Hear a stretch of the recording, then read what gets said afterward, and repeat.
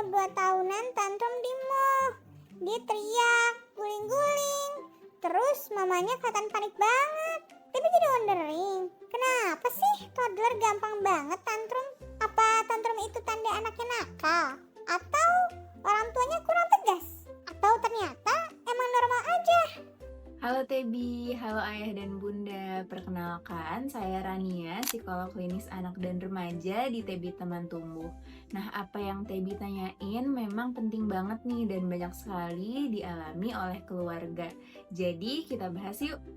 Jadi, tantrum itu merupakan suatu hal yang normal di usia toddler. Itu bukan berarti anak merupakan anak yang nakal dan juga bukan berarti bahwa orang tua itu menerapkan pola asuh yang kurang baik. Tantrum itu sebenarnya adalah sebuah cara untuk anak berkomunikasi ketika otaknya belum bisa sepenuhnya merespon dan juga mengelola emosinya. Kemudian juga dirinya belum bisa mengomunikasikan dengan jelas apa yang sedang mereka rasakan nih secara intens. Jadi tantrum itu sebenarnya sinyal ya, bukan drama Kak. Betul Tebi, jadi tantrum itu merupakan suatu sinyal bahwa anak ini butuh dibantu nih untuk memahami emosinya dan juga meredakan emosinya.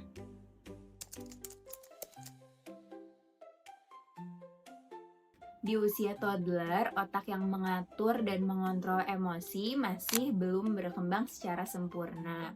Jadi bayangkan seperti sistem rem dan juga gas. Jadi misalnya gasnya itu adalah emosinya dan emosinya sudah kuat sekali. Kemudian sistem remnya adalah sistem yang mengontrol emosinya yang belum sepenuhnya berkembang pada usia toddler. Coba bayangin bahwa anak itu punya cup emosi yang kecil nih. Nah, cup ini itu mudah sekali penuh dengan hal-hal seperti ngantuk, kemudian lapar, lingkungan yang terlalu ramai, jadwal yang berubah, atau dia lagi belajar suatu hal yang baru yang menurut dia sulit.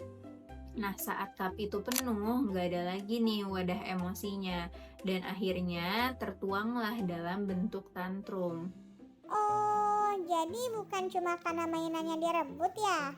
Bisa jadi sebelumnya tangkir emosinya udah mau penuh. Nah, betul sekali Tebi. Jadi mungkin pemicu dari tantrumnya terlihat sepele nih. Tapi sebenarnya tantrumnya itu adalah akumulasi dari perasaan-perasaan, dari emosi yang dirasakan oleh anak yang tidak terlihat dan tidak disadari oleh kita sebagai orang tua.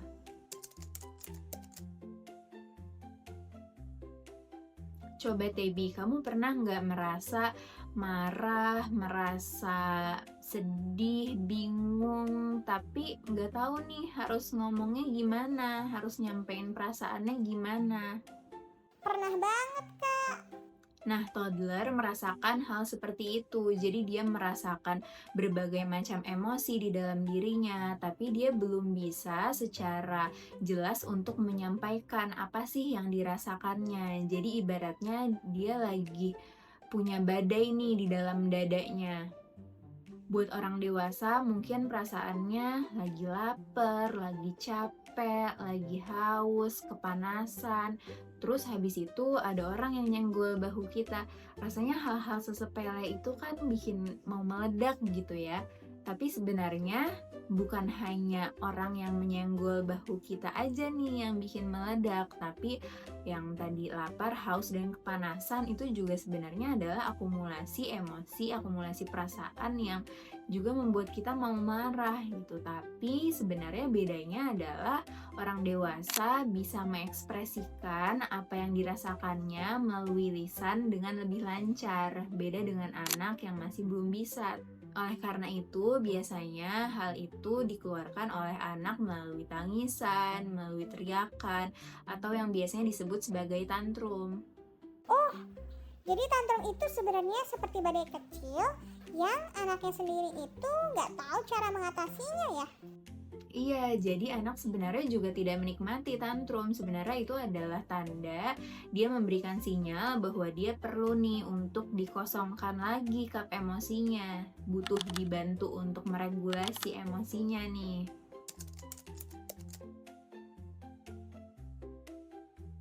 Di usia 1-4 tahun, sebenarnya anak itu belum bisa nih memanipulasi perilakunya sendiri.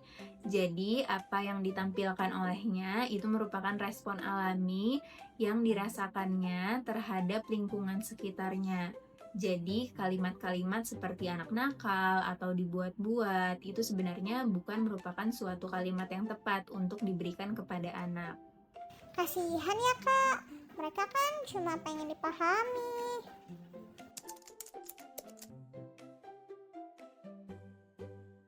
Jadi, ada beberapa hal yang bisa dilakukan oleh orang tua ketika sedang menghadapi anaknya yang tantrum. Yang pertama, orang tua harus bisa tetap tenang nih saat menghadapi anak yang sedang tantrum.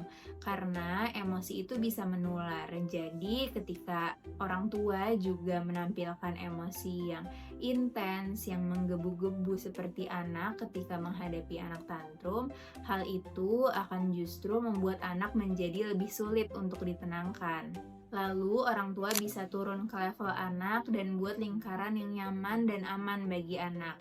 Misalnya dengan menatap mata anak dan hadir secara fisik di dekat anak, karena itu adalah suatu langkah awal untuk koregulasi anak atau membantu anak dalam meregulasi emosinya. Kemudian anak juga bisa dibantu nih untuk memvalidasi perasaannya, kemudian juga mengetahui apa sih penyebab yang membuat anak merasakan emosi tersebut. Misalnya seperti kamu sedih ya karena mainan kamu hilang gitu. Jadi anak itu mengetahui emosi yang sedang dia rasakan apa dan juga apa sih yang menyebabkan dia sedih itu. Tapi tidak hanya divalidasi emosinya, anak juga perlu untuk dibantu dalam mencari solusi atas emosinya. Orang tua dapat menawarkan bantuan-bantuan sederhana, misalnya seperti kamu mau minum dulu, atau misalnya kita cari lagi yuk mainannya. Nah, hal-hal sederhana seperti itu akan membantu anak nih untuk kedepannya bisa mengetahui apa yang harus dia lakukan kalau mengalami emosi yang serupa. Setelah emosi anak sudah reda, anak bisa diajak nih untuk bercerita tentang emosi apa sih yang tadi dia rasakan, kenapa dia merasakan emosi tersebut, kemudian apa saja yang bisa dia lakukan kalau misalkan merasakan emosi tersebut. Tapi kalau misalkan anaknya belum bisa bercerita secara dua arah, orang tua bisa menggunakan aktivitas seperti membaca cerita atau membaca buku terkait dengan emosi yang seperti baru saja dirasakan oleh anak. Kemudian, hal yang juga penting adalah bagaimana orang tua dan juga lingkungan sekitar mencontohkan nih, gimana sih cara untuk bereaksi atau merespon emosi-emosi negatif yang intens dengan cara yang lebih tepat dan juga lebih sehat.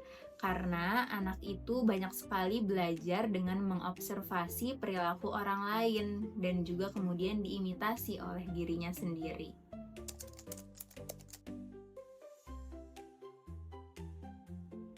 Sebagian besar tantrum itu adalah normal, tapi ada beberapa tanda-tanda tantrum yang mungkin bisa menjadi perhatian nih bagi ayah dan bunda. Seperti tantrumnya terjadi secara sangat sering dan juga berkali-kali dalam satu hari dan sampai mengganggu aktivitas dari anak tersebut. Kemudian tantrumnya juga terjadi sangat lama, misalnya sekali tantrum itu bisa lebih dari 15-20 menit dan itu terjadi secara konsisten pada anak. Kemudian tantrumnya menyebabkan hal-hal yang membahayakan bagi anak itu sendiri dan juga orang lain, misalnya seperti membentur-benturkan kepala, melempar-lempar barang, merusak barang, dan itu juga terjadi secara konsisten atau berulang. Kemudian tantrumnya juga disertai dengan keterlambatan bahasa dan juga sosial emosional.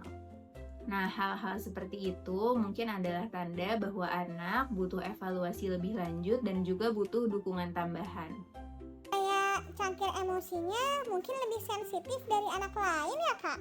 Iya betul Tebi, jadi setiap anak itu memang unik dan berbeda-beda nih ritme perkembangannya dengan satu dan lainnya. Berarti orang tua bisa belajar banget ya tentang tantrum supaya tahu apa yang dibutuhin anaknya. Betul, jadi mendampingi anak yang tantrum itu bukan hanya terkait dengan menghentikan tangisannya saja, tapi terkait dengan membangun fondasi regulasi emosi yang akan mereka gunakan seumur hidup.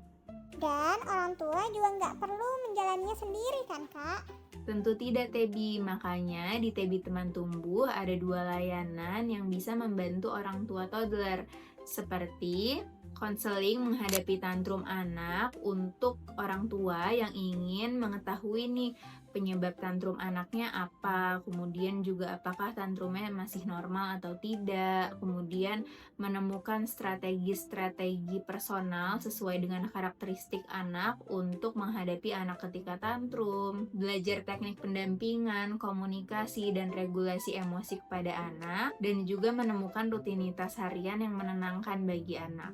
Selain itu, juga ada developmental check-up yang bisa digunakan untuk orang tua memastikan bahwa tantrum anak masih dalam fase yang normal, kemudian juga apakah tahap perkembangannya juga masih dalam tahapan yang normal, atau ada aspek perkembangan anak yang masih membutuhkan dukungan yang lebih ekstra.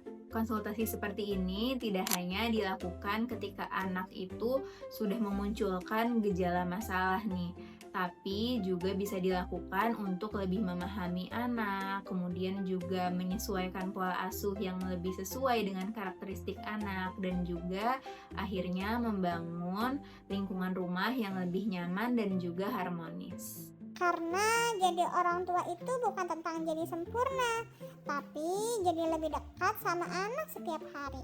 Dan Tebi akan selalu jadi teman tumbuh keluarga kalian.